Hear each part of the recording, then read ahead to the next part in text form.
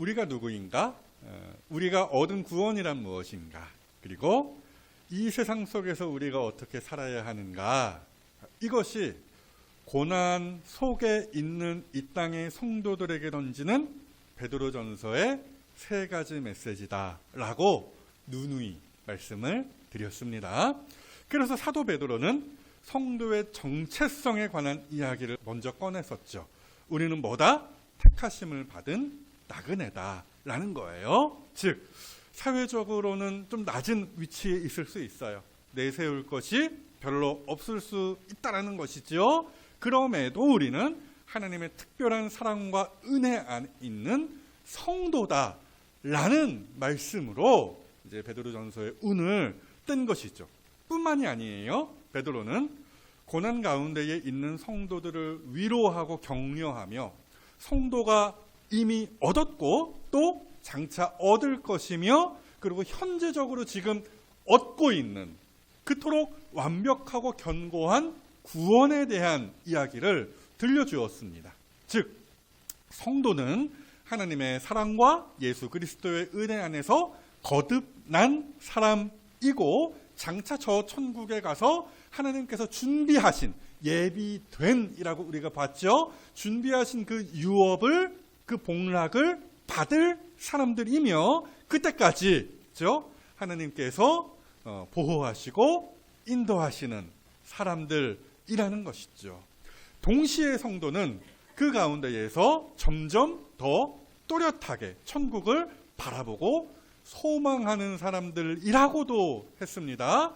이 소망이 점점 커지고 무럭무럭 말 그대로 자라나는 것이기에 이름하기를 산 소망, 살아있는 소망이라고 하였죠. 자, 여기까지가 지난 시간까지 우리가 살펴본 말씀이고요. 이제 사도는 본문을 통하여 이 땅에서 신자가 누리는 실제적인 복락에 관한 말씀을 전하는 것인데요. 지난 시간에 제가 설교하면서 그렇게 말씀을 드렸어요. 기독교 신앙은 미래의 소망에 관한 이야기만 하지 않는다라고 했죠. 기독교 신앙은 현재도 이야기한다라는 거예요. 말인즉 신자는 하나님의 특별한 보호하심의 은혜 안에서 이 땅에서부터 거듭난 그 이후로부터 천국에 갈 때까지 하늘의 신령한 복락을 찍어 맛보고 누리며 산다라는 것이죠. 자, 그래서요.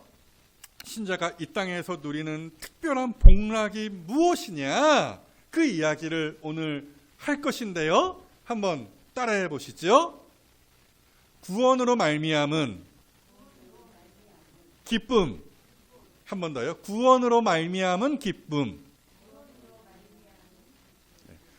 본문이 그 얘기를 해요. 일단 6절 말씀 보시죠. 너희가 이제 여러 가지 시험으로 말미암아 잠깐 근심하게 되지 않을 수 없으나. 그죠?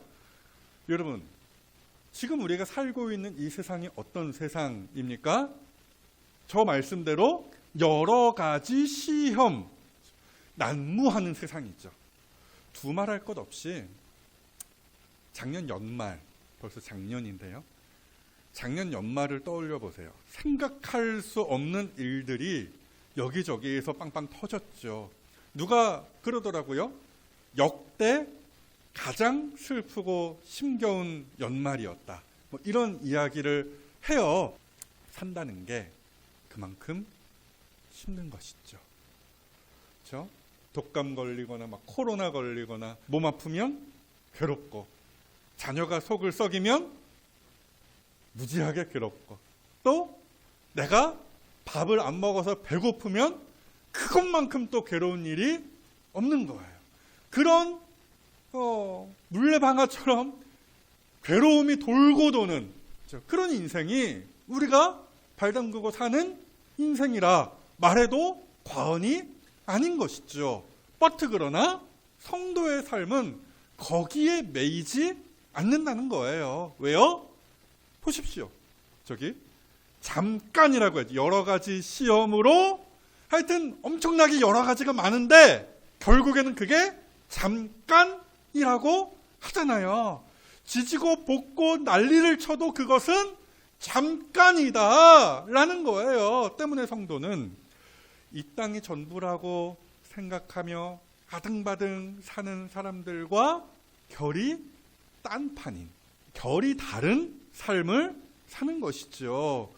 대표적인 다름을 사도가 이렇게 이야기하는 거예요. 본문 6절 마저 보시면은 오히려 크게 기뻐하는도다. 오히려 크게 기뻐하는도다. 저게 기쁨이라는 말이 있잖아요. 저 말은 세상 사람들이 보통 흔히 사용하는 단어가 아니에요. 헬라어 원문이 그렇게 되어 있어요. 그러니까 저 말은 말 그대로 기독교 용어다. 이렇게 생각하시면 쉽습니다. 가령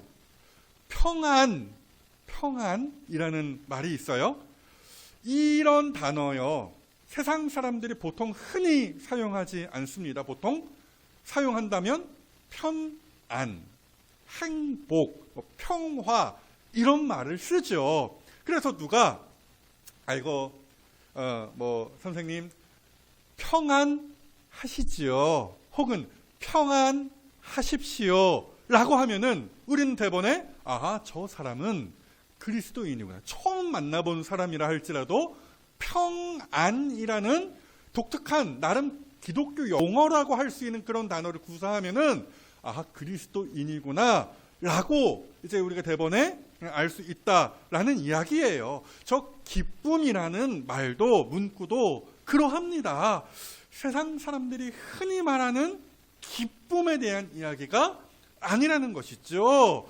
그리스도인들만이 누리는 독특한 기쁨, 영적인 기쁨, 조금 더 설명을 하면은 하나님께서 행하신 일로 말미암은 기쁨을 표현할 때 저 말을 쓴다라는 거예요.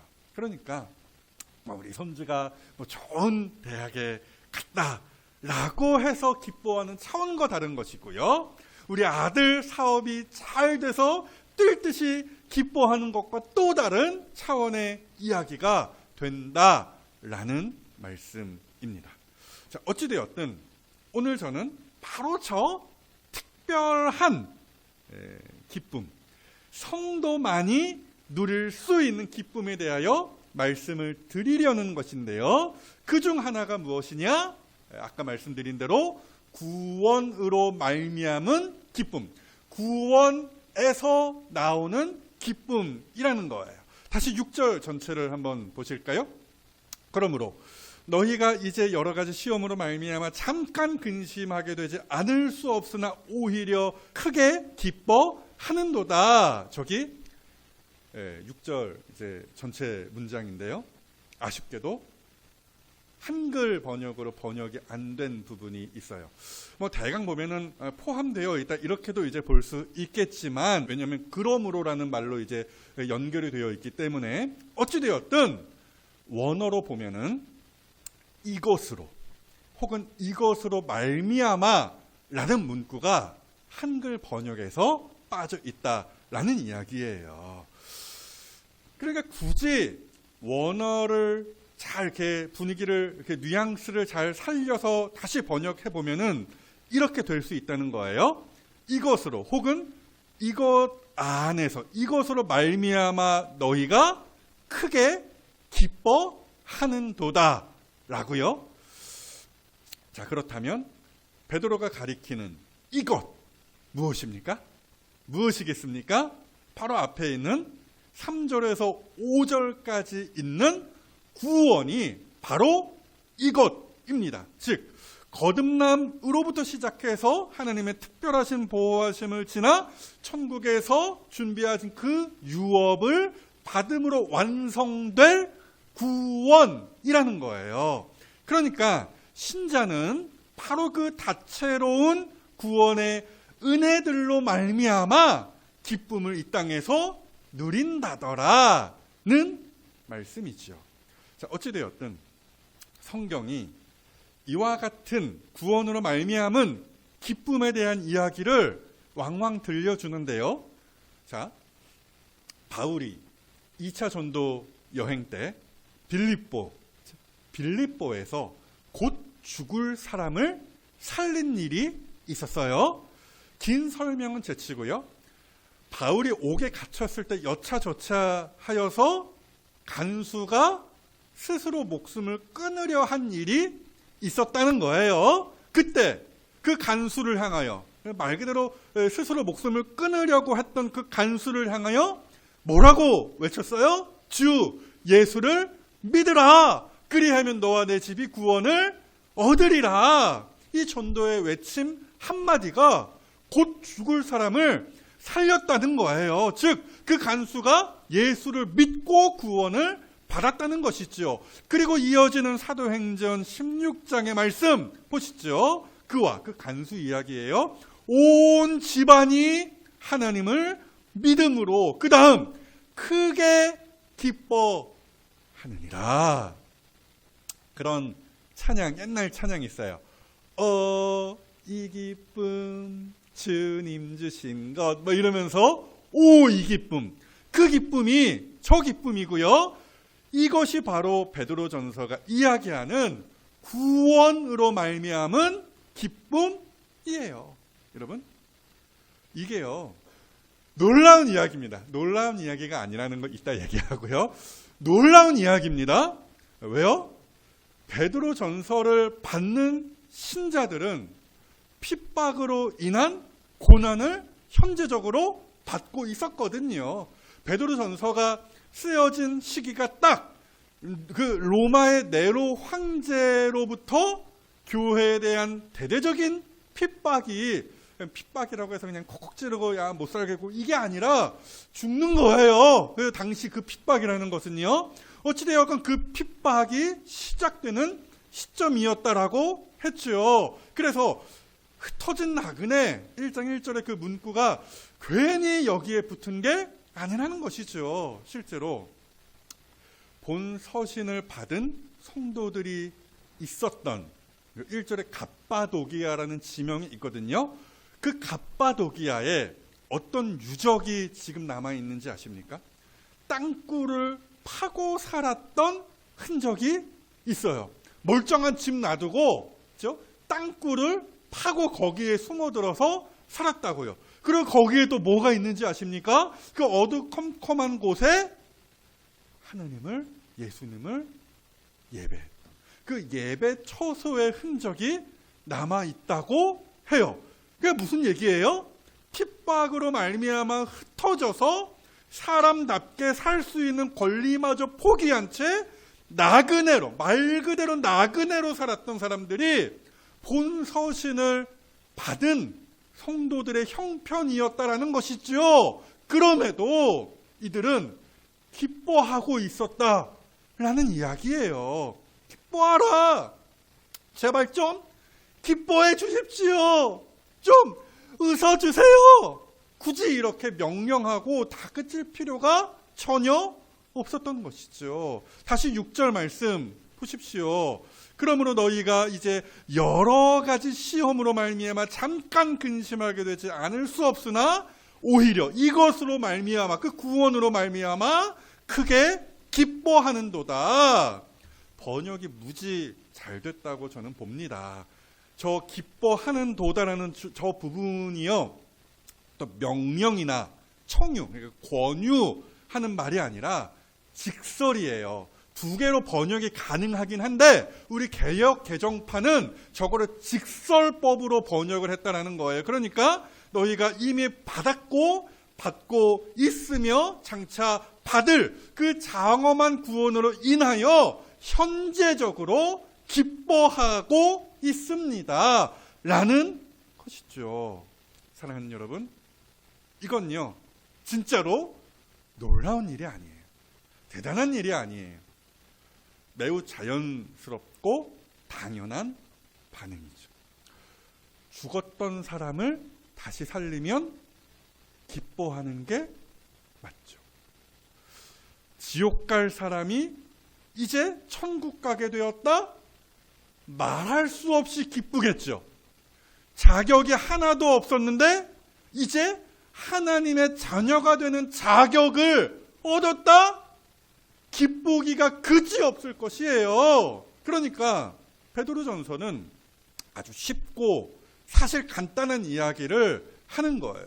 구원으로 말미암은 기쁨, 이 자연스러움을 보라는 것이죠. 그렇다면 여러분들에게 이 구원으로 말미암은 기쁨, 이 자연스러움이 있습니까? 오늘 우리가 이 새해 정초에 본문의 말씀을 보면서 본인 스스로에게 질문할 수 있어야겠죠. 과연 나는 무엇에 만족하는가? 무엇으로 흥분하는가? 감격하는가? 무엇으로 행복해하는가? 분명 근심할 만한 일들이 많아요. 슬퍼할 만한 어려움도 있습니다. 베드로 전서를 받는 성도들이 당한 그 핍박과 고난과는 객관적으로 비교 불가겠지만 어찌되었든 우리의 삶 자체도 무지하게 고단하고 힘들어요. 그러나 구원이 가져다주는 기쁨은 그 모든 근심할 만한 일을 덮고도 남는다라는 것이죠. 그러니까 그리스도인의 인생 스토리는 옛날이요. 옛날이요. 이거 아니에요. 옛날에는 참 좋았지 아니라고요. 그리고 앞으로 잘 되겠지. 이것도 아니라고요. 그리스도인의 인생 스토리는 지금 이 현재의 상황과 역경 속에서도 항상 기뻐하는 것이죠. 그래서 바라기로는 2025년 올 한 해에는 무엇보다도 구원으로 말미암은 기쁨과 즐거움을 회복하시는 이 자리에 성도들이 다 되시기를 주님의 이름으로 먼저 축복합니다. 여기에서 한 걸음 더 나아가서 둘째, 신자가 이 땅에서 현재적으로 누리는 특별한 복락이 또 하나 있다는 것인데요. 이건 역시 기쁨에 관한 이야기예요. 그래서 한 번 더 따라해 보실까요?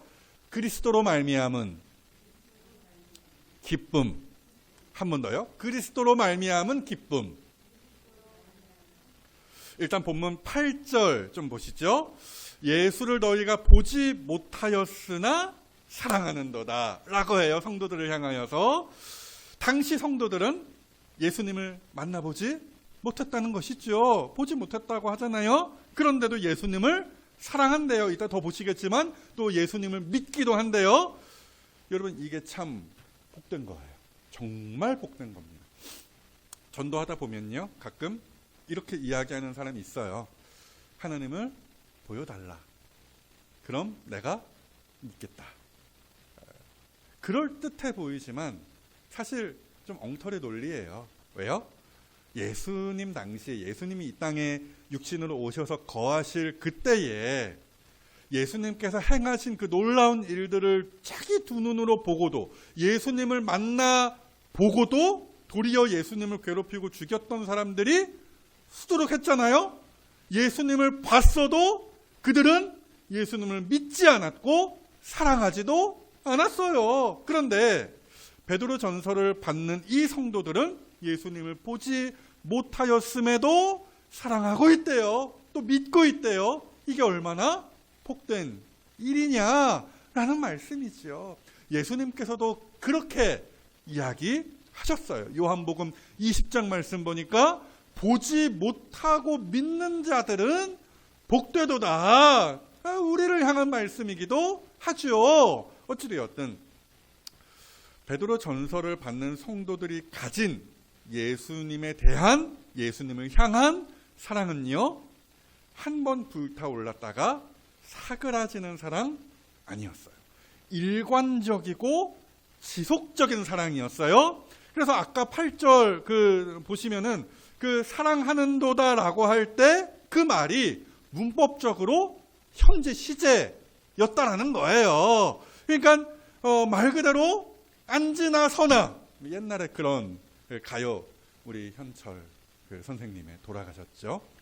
앉으나 서나 그렇게 부르셨잖아요. 당신 생각 뭐 이러면서 말을 바꾸면은 앉으나 서나 이 베드로전서를 받았던 이 성도들의 예수님을 향한 그 마음은 앉으나 서나 예수님 생각이었다라는 것이죠. 이게 당시 성도들의 예수님을 향한 불같은 또 변함없고 지속적인 사랑이었다라는 거예요. 그리고 바로 이 대목에서 베드로 사도가 이야기하기를 바로 그 사랑함에서 나오는 기쁨이 있다라는 것이죠. 여러분 연애 다들 해보셨죠? 연애 해봤어요? 네, 연애 해보셨습니까? 네. 네, 어찌되었건 누군가를 열렬히 또 지속적으로 사랑하면 어때요? 기쁘죠? 행복하죠? 날아갈 듯 하지 않습니까? 본문 8절이 그 이야기예요. 보세요. 예수를 너희가 보지 못하였으나 사랑하는도다.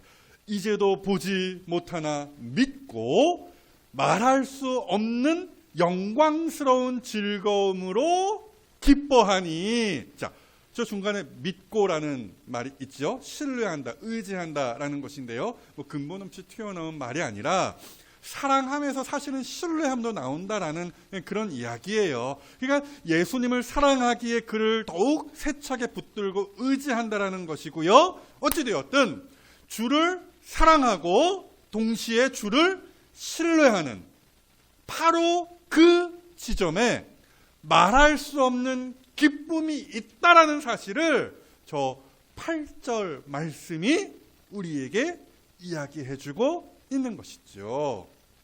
제가 정말 좋아하는 찬송가 작곡가가 한 분이 있어요. 제가 뭐 몇 번 말씀드렸는데요. 크로스비 여사라는 분이에요. 이분이 정말 딱 들어도 귀에 익을 만한 좋은 주옥 같은 찬송들을 많이 쓰셨는데요. 그런데 아시죠?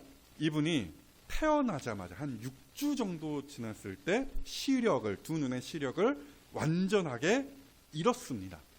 뭐 선천적인 게 아니라 의사가 잘못 처방하는 바람에 일어난 사고였어요. 그런데 이분이 90살 넘게 사셨다는 것이죠. 상상을 해보세요.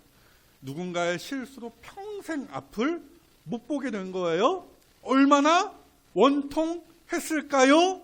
가 아니라 놀랍게도 크로스비 여사의 그 일평생은 기쁨으로 가득 찬 인생이었다라는 거예요. 그의 노래를 들어보시면 아는 것이죠. 아까 우리가 불렀던 찬송, 주 안에 기쁨 누림으로, 주 안에 기쁨 누림으로 마음의 풍랑이 잔잔하니 세상과는 간 곳 없고, 뭐 여러 가지 시험이 있고, 뭐 근심하게 되고, 뭐 고달프고 괴로우나 구속한 주만 보이도다.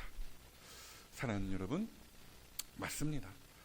주 예수님과 사랑을 알콩달콩 나누며 주 예수님과 동행하고 그를 의지하면 모든 것을 이길 수 있는 기쁨이 성도 안에 넘쳐요. 초막이나 궁궐이나 그 어디나 주 예수와 동행하면 하늘나라가 되는 거예요. 이런 맥락에서 사도 바울이 이렇게 명령하고 권하였죠. 빌립보서 4장 말씀인데요. 주 안에서 항상 기뻐하라. 내가 다시 말하노니 기뻐하라. 사랑하는 여러분, 기억하십시오. 성도가 이 땅에서 현재적으로 받는 복락이 있어요. 돈 아니에요. 명예 아닙니다. 그 복락은 분명 이 땅에 속한 것이 아니에요. 썩어지고 쇠하여질 것이 아니라는 거예요. 비록 이 땅에서 우리가 나그네로 살지만 하늘과 연결되어 있는 우리는 하늘로부터 신령한 복락을 받아 누립니다. 그래서 오늘도 이 형편과 상황 속에서도 우리는 기뻐할 수 있는 것이에요.